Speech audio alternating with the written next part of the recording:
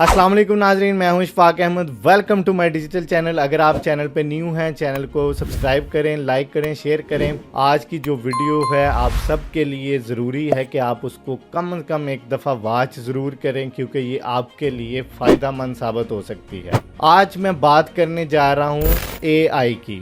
AI का मतलब artificial intelligence. आज अगर हम बात करें सोशल मीडिया के इस दौर में, हर दूसरा बंदा सोशल मीडिया को या तो वो वॉच कर रहा है या उसमें खुद कुछ ना कुछ क्रिएट कर रहा है। तो सोशल मीडिया आजकल की दौर में हमारा एक ज़रूरत बन गई है। AI की बात की है, AI के रिलेटेड मैं आपको थोड़ा सा पहले बताऊं कि AI है क्या। आर्टिफिशियल इंटेलिजेंस है, ये एक सॉफ्टवेयर की तरह काम करता है। 1950 से 1956 के दौरान कुछ लोगों ने इसको इन्वेंट किया, इस सॉफ्टवेयर को ईजाद किया। फर्स्ट टाइम 1950s में एलन ट्यूरिंग, एक गोरे का नाम है, उसने इस सॉफ्टवेयर को फर्स्ट टाइम कंप्यूटर में टेस्ट के लिए लॉन्च किया।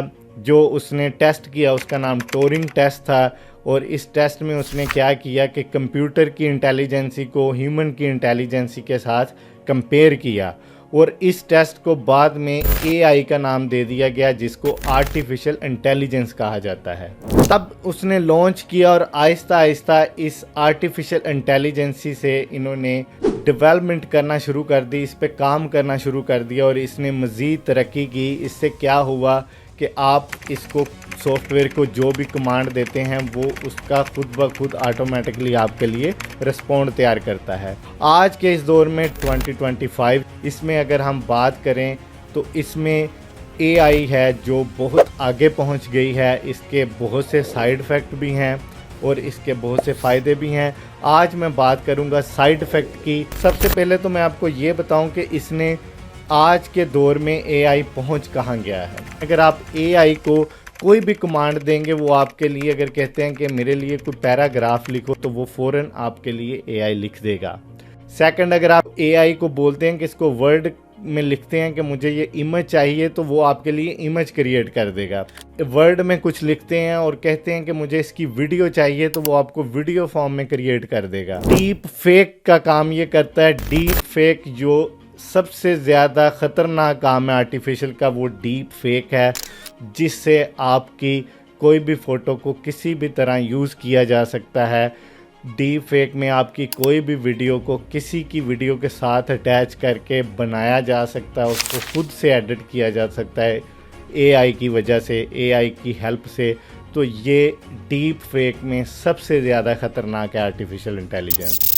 आज का जो मेरी वीडियो बनाने का सबसे ज़्यादा स्पेशल जो मकसद है वो ये है कि जो भी लड़कियां, स्पेशली लड़कियां या बच्चे अपने फ़ोटोज़ सोशल मीडिया पे अपलोड करते हैं, मैं उनको कहूँगा कि ये प्लेटफॉर्म सेफ़ नहीं है।